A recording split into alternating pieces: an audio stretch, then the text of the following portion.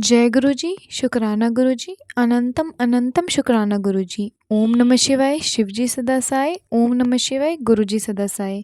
सारी संगत को जय गुरु जी, शुक्राना गुरु जी। संगत जी, आज मैं आंटी जी का सत्संग शेयर करूंगी। उन्होंने हमें लिखकर भेजा है। बहुत ही सुंदर और ब्लेस्ड कर देने वाला सत्संग है। सत्संग में आपको पता चलेगा कि आंटी जी कैसे गुरु जी के साथ जुड़ी और कैसे गुरु जी ने उन्हें ब्लेस किया। संगत जी, आपको भी अपने सवालों के जवाब मिलने वाले हैं इस सत्संग में। आप सत्संग को पूरा सुने, तभी आपको आपके सवालों के जवाब मिलेंगे। संगत जी, अगर आप भी अपना सत्संग शेयर करना चाहते हैं तो डिस्क्रिप्शन में मेल कर सकते हैं। सत्संग रिकॉर्ड या लिखकर भी भेज सकते हैं। जय गुरु जी, शुक्राना गुरु जी। जय गुरु जी, मेरा नाम मीनू है एंड मैं कैलिफोर्निया में रहती हूँ। ये मेरा फर्स्ट सत्संग है।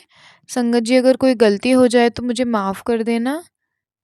मैं गुरु जी के मंत्र जाप से शुरू करती हूँ। ओम नमः शिवाय, शिव जी सदा सहाय। ओम नमः शिवाय, गुरु जी सदा सहाय। संगत जी, मैं सत्संग शुरू करती हूँ। मेरा बड़ा भाई और मेरी बड़ी बहन गुरु जी से जुड़े थे और जब 2022 में मैं इंडिया गई अपने बच्चों को लेके, तो मैंने देखा मेरी बहन गुरुजी के बारे में बात करती हैं और उनका स्वरूप अपने साथ बाहर लेके जाती हैं। पर मुझे उस टाइम इतना पता नहीं था गुरुजी का लीला के बारे में, तो मैंने ध्यान नहीं दिया। मुझे माफ़ करिएगा गुरुजी। मेरे बड़े भाई की मैरिड लाइफ में कुछ प्रॉब्लम चल रही थी काफ़ी टाइम से, और 2020 में उसकी वाइफ उसको और उसके 6 साल के बच्चे को छोड़ के चली गई थी। तब से वो काफ़ी परेशान रहता था, शराब पीता था। पर 2021 में वो गुरुजी से जुड़ा एंड उसने शराब पीना बंद कर दिया और अपनी फ़िटनेस पर ध्यान देना लगा। वो मुझे भी हमेशा कहता कि तू भी अपने ख्याल रखा कर, थोड़ी एक्सरसाइज करा कर। संगत जी, मेरी सीटिंग जॉब है, तो मैं ज़्यादा फिज़िकल एक्टिविटी नहीं कर पाती हूँ, जिसकी वजह से मुझे नीज़ एंड लेग्स में पेन रहता है।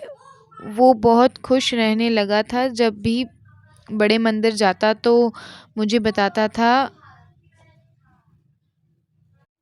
मुझे खुशी होती थी सुन के, बट कभी मैंने ज़्यादा इंटरेस्ट नहीं लिया। मैं सिर्फ गुरुद्वारे को ही मानती थी। सब कुछ अच्छा चल रहा था। फिर 2023 में 9 मार्च को मुझे मेरे घर से इंडिया से फ़ोन आया, मेरी मम्मी का ही भाई की तबीयत कुछ ठीक नहीं है। मैंने भाई से बात करी तो उसने बोला कि कुछ नहीं, बस थोड़ी गैस हो रही है। तो मैंने भी ज़्यादा सीरियस नहीं लिया। कुछ देर बाद मुझे फिर फ़ोन आया कि तबीयत ज़्यादा ख़राब हो गई है और हॉस्पिटल जा रहे हैं। तो संगत जी, मेरी बॉडी अचानक से शिवर होने लग गई ज़ोर-ज़ोर से। यहाँ पर उस टाइम रात थी और मैं ज़ोर-ज़ोर से गुरुजी और जय हनुमान जी का नाम लेने लग गई। मैं आपको बता दूँ संगत जी, मेरे पापा नहीं हैं। जब मैं बहुत छोटी थी तो उनकी डेथ हो गई थी। तो हमेशा से भाई के साथ पापा वाला प्यार मिला। वो मुझे बहुत प्यार करता था। जब मेरी बॉडी शिवर कर रही थी तो मेरे हस्बैंड ने मुझे हिलाया, बट वो शिवरिंग बंद नहीं हुई। मुझे भगवान पर पूरा भरोसा था कि कुछ नहीं होगा, पर मेरे मन का डर और मेरी बॉडी की शिवरिंग नहीं रुक रही थी और मैं फ़ोन पे लगातार अपनी मम्मी से बात कर रही थी। मैंने उनको बोला, आप गुरुजी कल सॉरी संगत जी, गुरुजी का जल ले आओ जल्दी से। वो लेने भी गई, बट जब तक वो वापस आई सब कुछ ख़त्म हो चुका था। मेरा भाई हमें छोड़ के जा चुका था। उसकी उम्र सिर्फ 35 साल थी और उसका 9 साल का बच्चा था। उस टाइम मेरे हालात ऐसे हो गए थे कि मेरा भगवान से ही विश्वास उठ गया था और मैंने सोच लिया था आज के बाद मैं किसी की पूजा नहीं करूँगी। मैंने बहुत झोली पहलाई संगत जी, पर झोली खाली रह गई। ये सत्संग लिखना मेरे लिए बहुत मुश्किल है, क्योंकि आज भी जब मैं उस रात को याद करती हूँ तो मेरी रूह काँप जाती है। फिर घर से फ़ोन आने लगे कि तुम आ जाओ, और तभी मेरी मदर इन लॉ को याद आया कि मेरे हस्बैंड का तो पासपोर्ट एक्सपायर हो रखा है और उसकी वजह से वो ट्रैवल नहीं कर सकते, और बच्चों के पास भी इंडिया का वीज़ा नहीं है। संगत जी, मेरे 2 बच्चे हैं, 4 साल का और एक 9 साल का, तो मैंने उन्हें उन्हें छोड़कर नहीं जा सकती, या फिर कैसे जाऊँ? तो अब मेरे पास रोने का भी टाइम नहीं था, क्योंकि वहाँ इंडिया में मेरी माँ बैठी, तो जिस तक मुझे पहुँचना था, तो हमने इमरजेंसी पासपोर्ट रिन्यू कराया और इमरजेंसी वीज़ा लगवाया। फिर भी हमें 4 दिन लग गए वहाँ पहुँचने में और सब अंतिम क्रियाएँ करने में। मेरे भाई के जाने के बाद संगत जी मैं बहुत अकेली पड़ गई। माँ की और 9 साल की भतीजी की रिस्पॉन्सिबिलिटी भी मुझ पर ही आ गई।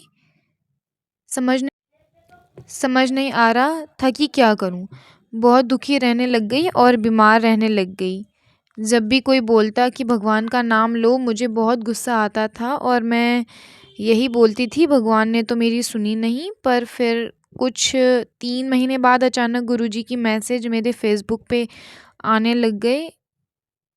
जैसे ही मुझे दिखते मैं उन्हें बंद कर देती थी। मुझे माफ़ करिएगा गुरुजी। फिर कभी-कभी गुरुजी का मैसेज आता था कि कि जो कित्ता है मैं ही कित्ता है, तेनू मजबूत भी तो बनाना सी, और मैं रोने लग जाती। फिर धीरे-धीरे मैं उन मैसेजेस को पढ़ने लग गई और मुझे ऐसे लगता कि गुरुजी मेरी बातों का जवाब दे रहे हैं। फिर एक दिन मैंने अपनी मम्मी को बोला कि मेरे पास पापा भी नहीं थे और भगवान ने मेरे भाई भी ले लिया। मेरा कोई नहीं है जिससे जाके मैं अपना दुःख बताऊँ। तो उसी रात गुरुजी के मैसेज आया कि मैं तेरा प्यो हाँ, तू मेरी धी हाँ, और बड़ा मंदिर तेरा मायका, तैनू जो भी कहना है मैनू कहा कर, मैं बेटा हाँ। तो मुझे बहुत अजीब लगा। फिर ऐसा होता रहा, मैं दुखी होती तो मुझे मेरा जवाब मिल जाता था, और फिर मैंने गुरुजी से बातें करनी शुरू कर दी, उनको दुःख बताने शुरू कर दिए, और आज का दिन है कि मेरी सुबह और रात गुरुजी का नाम से ही होती है और लगता है कि मेरा कोई है, मैं अकेली नहीं हूँ। मुझे माफ़ कीजिएगा संगत जी, मेरा सत्संग बहुत लंबा हो गया है, पर मेरे पास इतना कुछ है बताने को, मैं लिखने लगूँ तो घंटों लग जाएँगे। मैं इस सत्संग को यहीं समाप्त करूँगी और इस आगे का सत्संग जल्दी शेयर करूँगी। कुछ भी गलती हो जाए तो मुझे माफ़ कीजिएगा संगत जी। जय गुरु जी, शुक्राना गुरु जी, अनंतम अनंतम शुक्राना मेरे गुरु जी। संगत जी, ये था मीनू जी का सत्संग जो आपने सुना कि गुरुजी ने उन्हें कैसे ब्लेस्ड किया और उनके जीवन में कैसे उतार चढ़ाव आए, लेकिन फिर भी उन्होंने हार नहीं मानी। संगत जी, हमें मीनू जी के सत्संग से सिर्फ एक ही चीज़ मिलती है कि हमें भी अपनी ज़िंदगी में हिम्मत नहीं हारनी और वक्त के साथ हमें भी आगे बढ़ना चाहिए।